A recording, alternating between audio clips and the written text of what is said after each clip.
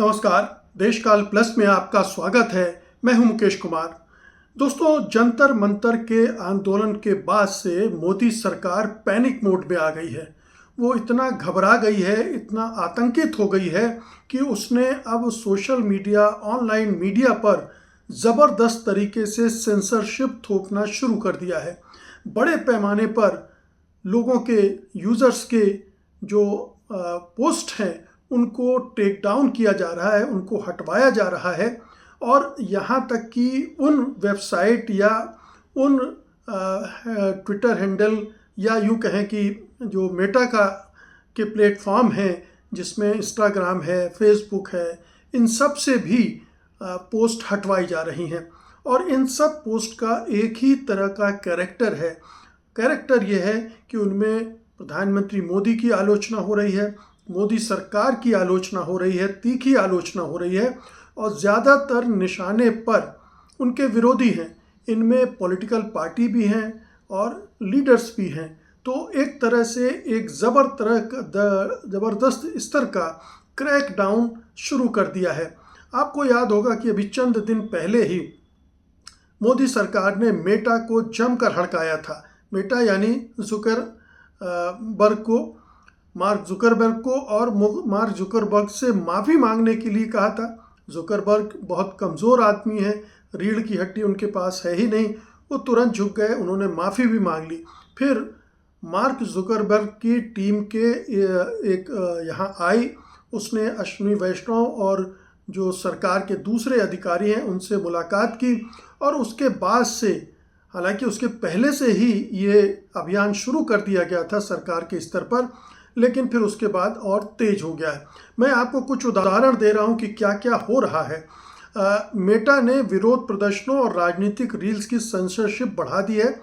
भारतीय युवा कांग्रेस, आम आदमी पार्टी, अरविंद केजरीवाल ने अभी शिकायत की थी कि उनकी इंस्टाग्राम की पोस्ट गायब हो रही हैं। सीजेपी के प्रवक्ता सौरभ दास और scroll.in जैसे अकाउंट्स की पोस्ट भारत में ब्लॉक कर दी गई है, यानी भारत में नहीं दिखलाई पड़ेगी, दुनिया के दूसरे हिस्सों में दिखेगी। कई रील्स जिनके कई करोड़ व्यूज़ थे उनको हटाया गया। मेटा और केंद्र सरकार के बीच एक मीटिंग हुई, उसके बाद ये सब खेल शुरू हो गया।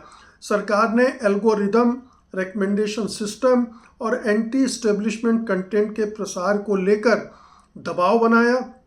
और पिछले महीने के जो युवा प्रतिरोध हुआ था, जंतर मंतर आंदोलन हुआ था, उसके बाद शिक्षा मंत्री धर्मेंद्र प्रधान के इस्तीफे से जुड़ी भी बहुत सारी पोस्ट हैं जिनको हटवाया गया है।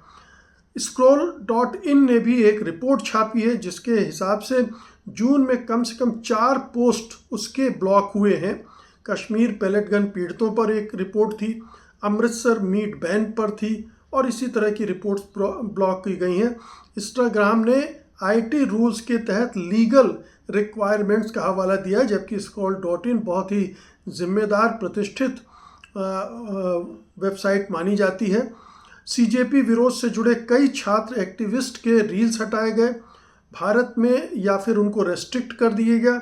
कुछ मामलों में सेक्शन 79(3)(b का आईटी एक्ट के तहत नोटिस भी दिया गया।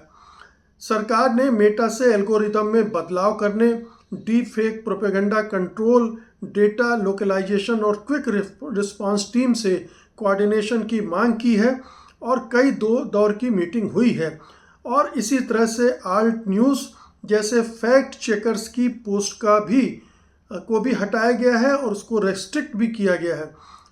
इस तरह से आप देखें कि पूरा टारगेट करके वो पूरा कंटेंट जो जंतर मंतर आंदोलन और उसके आसपास जनरेट हुआ था, ख़ास तौर से जो विरोधियों के कंटेंट थे, जो छात्र छात्राओं के कंटेंट थे, उनको टारगेट किया गया है। इस आंदोलन के नेताओं के कंटेंट को टारगेट किया गया है। और ये बड़े पैमाने पर हो रहा है, छोटे मोटे स्तर पर नहीं हो रहा है, बड़े पैमाने पर हो रहा है।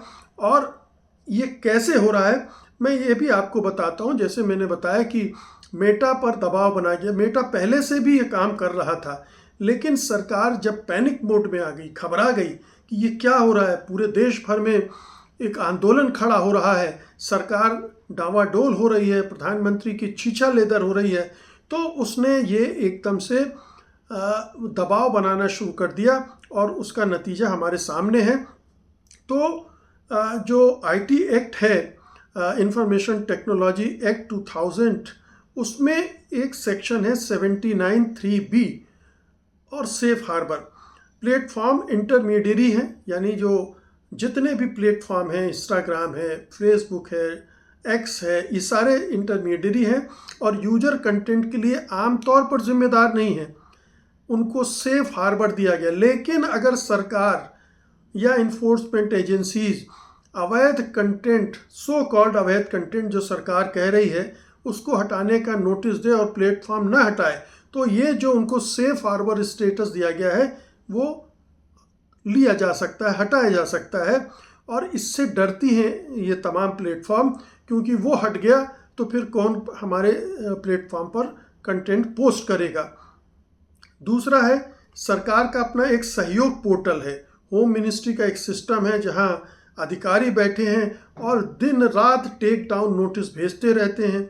और ये सेक्शन 69A ब्लॉकिंग ऑर्डर से अलग हैं और बिल्कुल भी ट्रांसपेरेंट नहीं है, कोई आधार नहीं है क्यों किस कंटेंट को क्यों हटाया जा रहा है, इसका क्या रीजन है, कुछ नहीं बताया जाता है और ना ही इसमें कोई सेफ गार्ड्स हैं। कह दिया सरकार ने, इसका मतलब आपको हटाना है। इसी तरह से ऑटोमेटेड सिस्टम और तेज टाइमलाइन।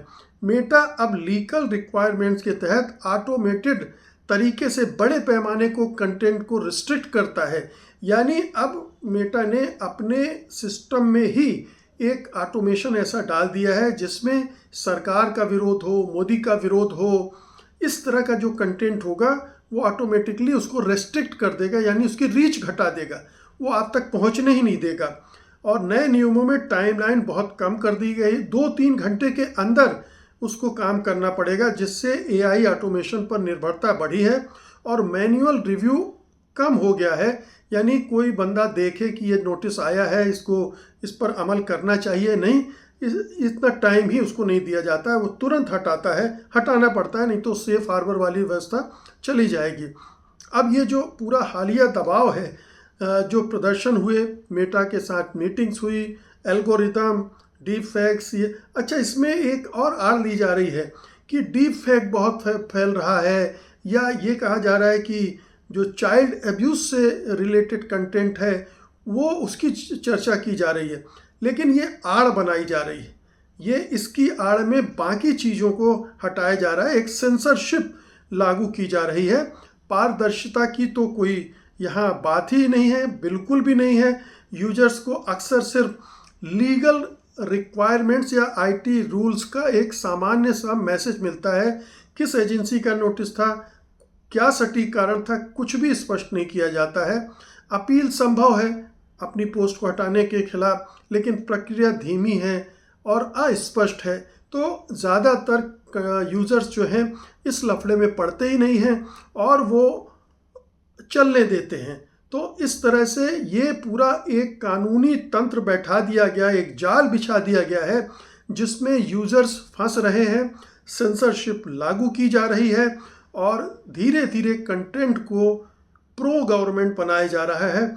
एंटी गवर्नमेंट, ये सवाल पूछने वाले, ये क्रिटिसाइज़ करने वाले कंटेंट को हटाया जा रहा है। तो ये एक बड़े पैमाने पर हो रहा है और ये इसकी आशंका पहले से थी और ये आगे और बढ़ने वाला है। तो इसके खिलाफ जो पत्रकारों के संगठन हो तो लगातार आवाज़ें उठाते रहे हैं, लेकिन अब बड़े पैमाने पर अगर अपोजिशन पार्टीज़ ने इसको टेकअप नहीं किया तो सरकार पूरी आवाज़ दबाने में कामयाब हो जाएगी। जो जेनजी है उसकी आवाज़ दबा दी जाएगी, विरोधी दलों की आवाज़ दबा दी जाएगी और हम जैसे जो कंटेंट क्रिएटर्स हैं उनको भी इस तरह के दमन का शिकार बनाया जाएगा आगे पीछे, क्योंकि अब सरकार पैनिक मोड में है, घबराई हुई है। बहुत बहुत शुक्रिया आपका, धन्यवाद, नमस्कार।